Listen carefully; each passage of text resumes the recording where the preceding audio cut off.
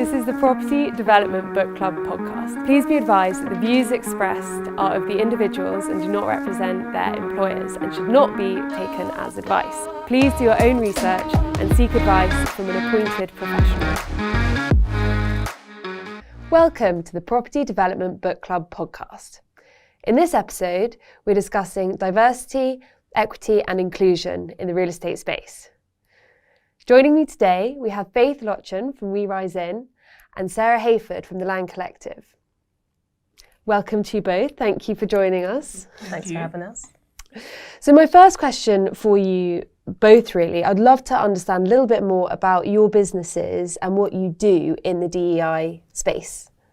Sarah, go first. Okay, great. So I run the Land Collective. We're a youth-focused organisation that focuses on basically getting more young people from underrepresented backgrounds into the real estate sector by way of careers, commercial awareness and general engagement. Faith, how about We Rise In? So with We Rise In, we're really focusing on the mid to senior level professional, black professional. So really focusing on retention really. And yeah, that's what we do. So really the ideal, I suppose, customer can go from the Land Collective, getting into the real estate industry, and then when they reach that level of seniority, they can come to We Rise In. Exactly that, yeah. So you are my pipeline. Yeah, literally. That's build that pipeline for me. That's what we're all about. I'll just rest on my laurels while you just put them into the industry. That's one way to do it. Yeah, that's one way to do it. Sarah, can you tell us a little bit more exactly about how the Land Collective helps the DEI agenda in the real estate space? Yeah, sure. So I guess starting from kind of where the Land Collective got started, I started it in my third year of uni. Whoa. And I wanted to get into property, but I just didn't know how, didn't have the connections, didn't know anybody. And Faith was actually one of the first people I reached out to because she was the only kind of black women I saw on LinkedIn when I was searching through for people to talk to about how to break into the sector.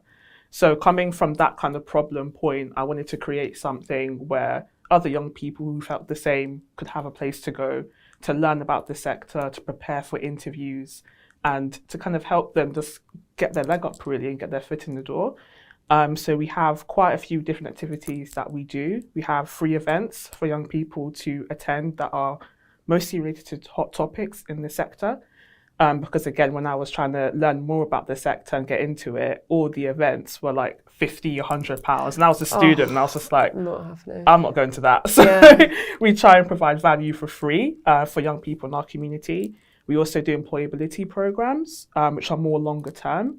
And we also do things like our social media and online community. We have commercial awareness insights. Professionals can come on board, do masterclasses on topics. So we had one recently on what a lease is and how to read through it. Boring. I come from lease advisory, but people found it very useful because, because it's necessary to know. So we do those kinds of things. So it's not just about building them up personally, building up their confidence, but also that knowledge, those networking, those connections that you would need to thrive in our sector and get into it and, really go far. I wish I had something like that when I was coming up because I, again, didn't know about anything really to do. I was passionate about property, didn't even really know like commercial surveying existed as even a thing. So having something like that people can tune into, and quite frankly, even me, like 10 years into the industry, I follow your page and like some of the things you put out, I'm like, I didn't know so-and-so has bought that building, or I didn't know. Do you know what I mean? Like it kind of keeps your finger on the pulse a little bit. So as much as it is for those early careers, I think there's a lot of value that you're adding just generally to the wider property industry. Yeah, for sure. And it's such a closed industry. You can't just, if you Google what's a commercial lease, you're not going to get a straightforward answer that is just like really easy to understand. So actually giving that space to someone is really vital. Yeah, absolutely. And Faith, how about We Rise In? How does that help support the DEI agenda? So we are very much focused on the retention piece and inclusion, because I think there are a lot of initiatives such as the Land Collective, which are really kind of pumping through a really good pipeline of diverse candidates into the industry. But where I was seeing some issues was around that retention piece. So once people have come in as, let's say, a graduate surveyor, have gone through the route and got qualified, it's that kind of year or two after qualification that people tend to stagnate or hit that proverbial glass ceiling. So our programs are designed to try and support individuals who are trying to reach positions of seniority, and working with companies as well to recognise where they could be doing more for their ethnically diverse employees. So you're helping at both ends, both at the company end and at the individual. Correct, yeah. Yeah. And I think what's really interesting for both of you is that your businesses have really grown out of personal experience. You're solving the problem that you faced. Mm-hmm. Yeah, exactly. And what I love about you, Sarah, is that you kind of started in the industry, but then started this business, and the business actually got bigger than. Yeah. So now you work full time in it. Have a staff and everything. Just to have seen you grow in that way has been amazing. And one of the reasons why I felt empowered to actually make that step, take that leap myself, and go full time. So yeah. Yeah, that's really cool. So the big question: how can companies become more inclusive? How long you got? Okay,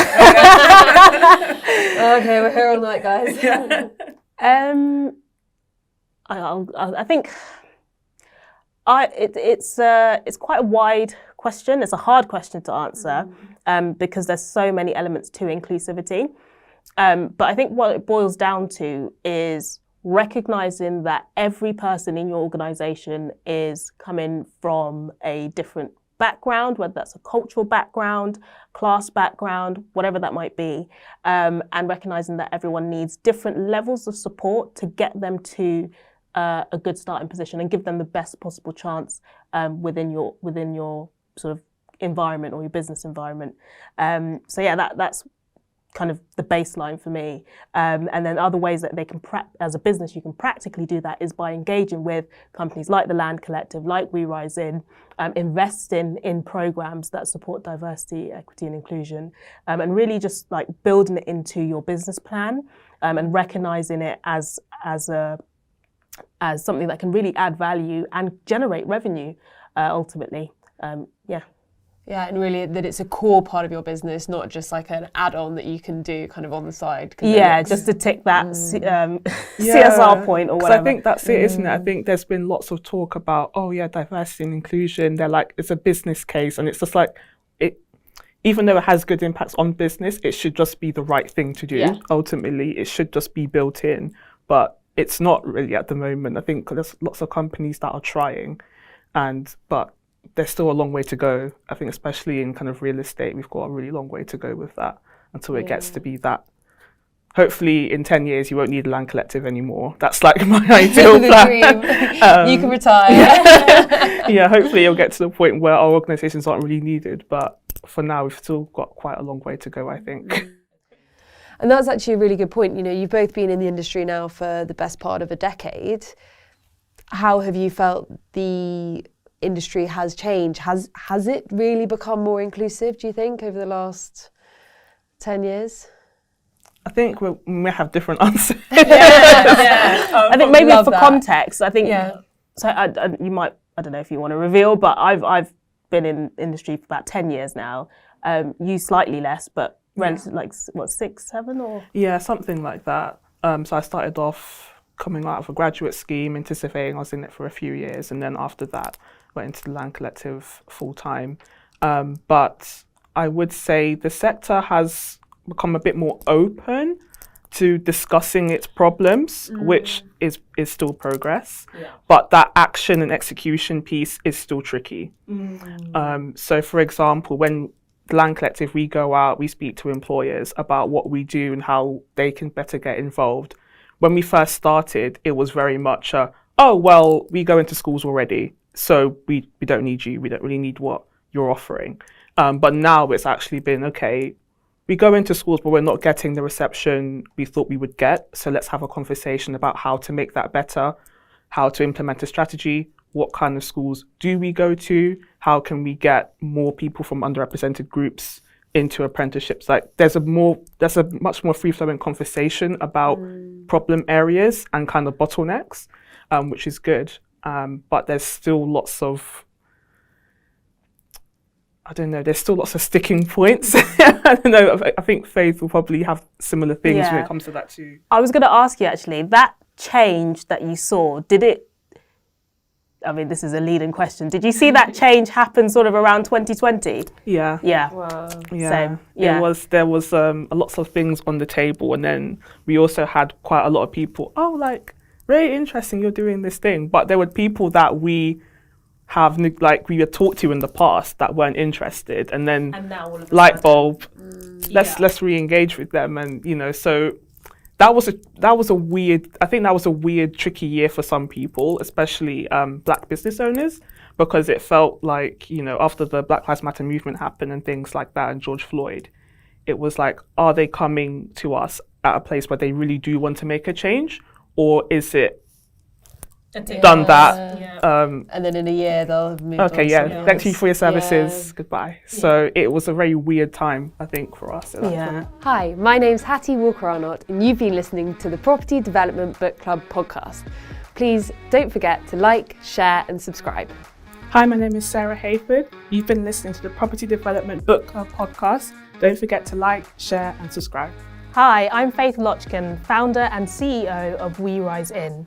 We are a business whose mission is to inspire, elevate and develop the careers of mid to senior level Black professionals. We're keen to connect with individuals who identify as Black professionals so we can support you in getting to levels of seniority within your career. And we're also keen to speak to corporate companies who are looking to better and improve their diversity, equity and inclusion agenda via our workshops and programs. We're a proud sponsor of the second half of season 2 of the Property Development Bookclub Podcast. I would have to say exactly the same. So having joined technically I started when I was 19 working as a residential agent, doing like sort of sales assistants and stuff. So in the time that I've been in the industry, there has been some change, but where we've seen a real marked difference has been since 2020. And like you also, for me, it was like, these businesses, are they just kind of doing it as a tick box exercise? You saw a lot of businesses hiring like Black board members or like Black senior directors out of like nowhere. But I think at the same time, it's been good in the sense that it's woken them up to what they actually need to be actioning. I do think there's a bit of an expiry date on this kind of momentum, I must say. Okay. Hence why our business model is the individual first, the company second. Yeah. Because I think there will come a time, let's be honest, that, the Black agenda or supporting the Black movement won't be as topical.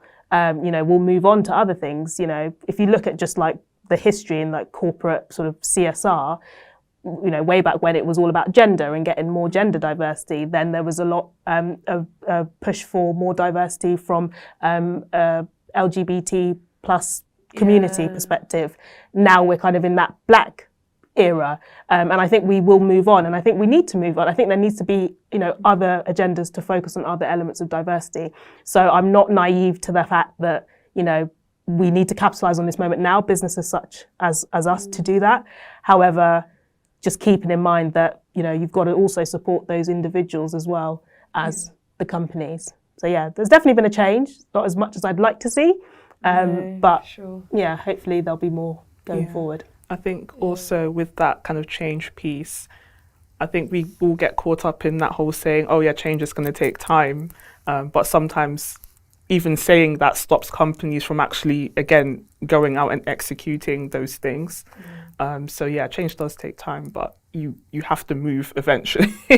So sometimes that's kind of an excuse. You're like, it's just going to take time. It's like, yes, but you need to do the steps to get there. Yeah. And I'd say also sometimes, at least what I'm finding is that there's like one particular example where we've recently signed a client that, we've tried to speak to on a couple of occasions prior, and they've said, we don't need this, or we don't have need for this. But sometimes it's who you're speaking to in that company, because often if you are trying to engage with the department you think would be the ones to kind of push that change, like the learning and development department, for example, often they are constrained to budgets, they're constrained to getting sign-off from directors, etc. But I've always found that when we've spoken to someone who is senior, let's say the CEO or someone who's already on the board, as soon as they say, yes, we want to work with you, things happen so much quicker. So often it's having the right person in the business who wants to make that change actually step up and say, we're going to do this, we're going to put our money where our mouth is. That's when you see things happen. So identifying that kind of business influencer almost, is who is that person internally. Yeah, and I think eventually, as time goes on, the more quote unquote woke generations, as they go through the pipeline and get to I think we'll get to a point in 10, 20 years time when, the people who are kind of on our generational level are now in positions where they can make those, are in decision-making positions and can just be like, yes, we're going to do this, and yes, this is the right thing to do. Because I guess one thing that I'm imagining that both of you have struggled with is that the companies who really need your help might not think that they need your help because they're not aware. Yeah. And so how do you address that? How do you approach companies who... I think for me, the Land Collective has come quite a long way. So this summer will be 6 years old, which is insane. Thank you. It's like the longest I've done anything. But so when we first started and we started doing kind of employer services and things like that, working in partnerships, we would actively kind of go out and try and say, hey, you need us and this is why. But now we've kind of moved on the opposite kind of side of things. So now we're not essentially going out to companies and trying to convince them that they need our services and what we do, because ultimately we want to be working with companies that really believe in the problem that we're trying to solve and will be advocates for us in the future. So now we're kind of on the other side of things where we kind of publish more kind of thought leadership pieces, we post more testimonials of members in our network and kind of where they've started and where they've gotten to. And we kind of let that speak for itself. Not to say we don't ever do external kind of sales and things or partnerships and stuff, but we've kind of switched the way we do things, because I think sometimes when you kind of go outward and you try and present like that kind of problem, you get people on board that don't really believe in what you're doing and they might want a different outcome. And that kind of hurts the brand essentially in the longer term, if that makes sense. So we're kind of on the other side of that. We just say our work will speak for itself. We've got the numbers. We track a lot of data in terms of, so for example, we have students that joined us in second year of university. They now work in the sector, or they'll be sitting their APC soon. Like that's incredible, That's so cool. From going from not knowing about property, not even studying it, to getting into the industry, doing your APC. That. So those are the kinds of things we like to track.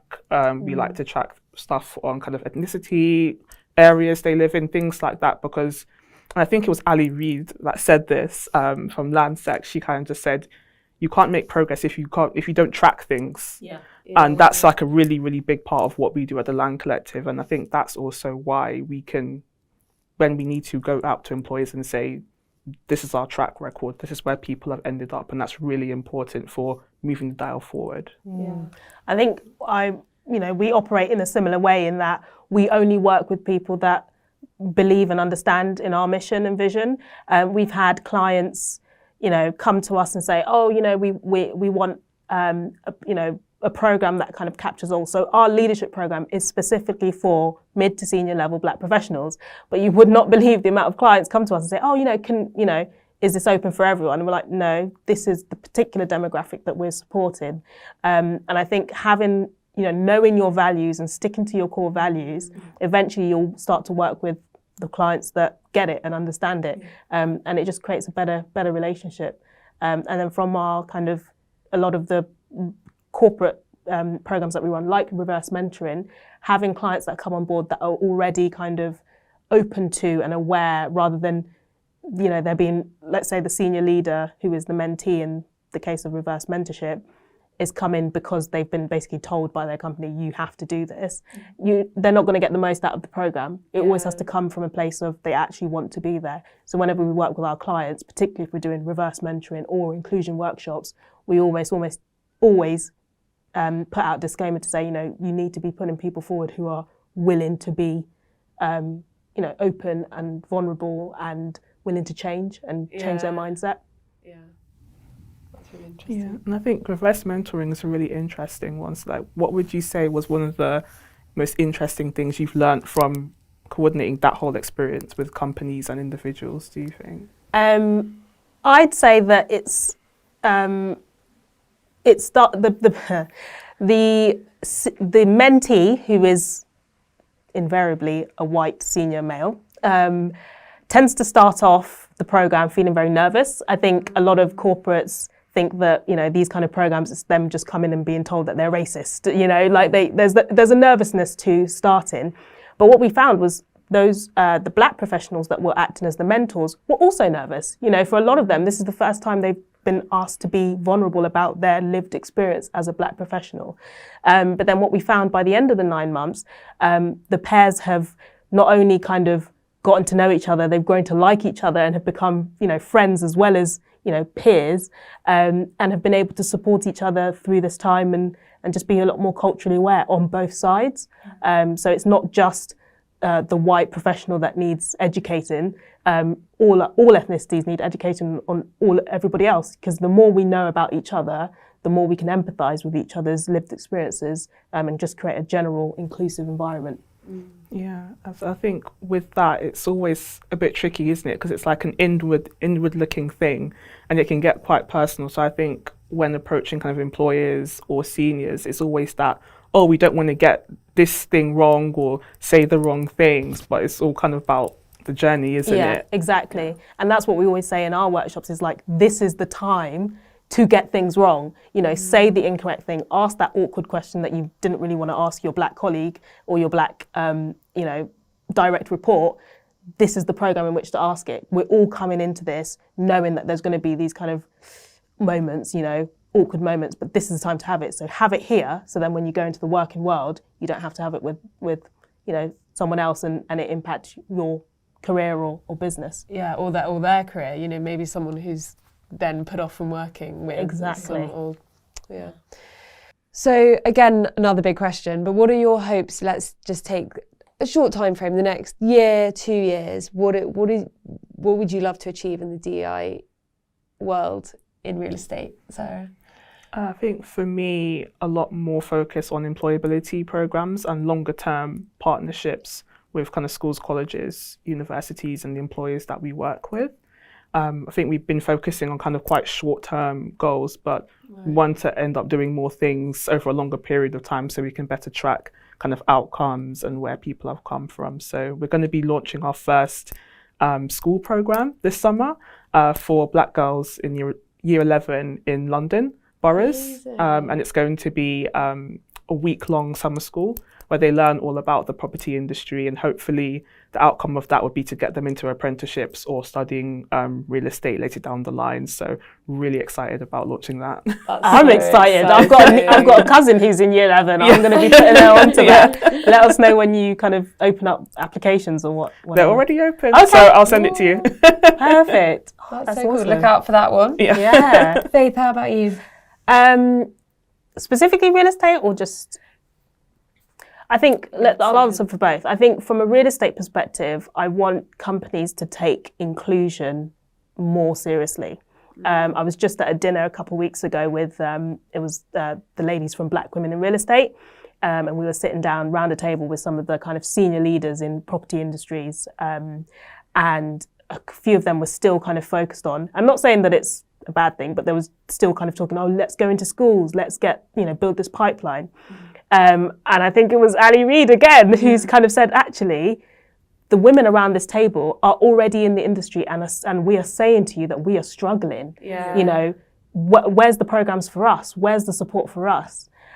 So starting to just look both, not just at the kind of diversity, i.e. recruiting more diverse, but actually looking at supporting your staff that are currently in the position. And to be honest, I'd want that for all industries, not just real estate. Sure. So yeah, that's what I want to see more of, more focus on inclusion. Yeah, because if we're getting all these people in and then they quit in 3 years and then leave the industry, it's just like, we're going to be doing this forever, basically. Yeah, no, that makes a lot of sense. Well, thank you both. Thank you. You've been listening to the Property Development Book Club podcast. Thanks for listening. This is the Property Development Book Club Podcast. Please be advised that the views expressed are of the individuals and do not represent their employers and should not be taken as advice. Please do your own research and seek advice from an appointed professional.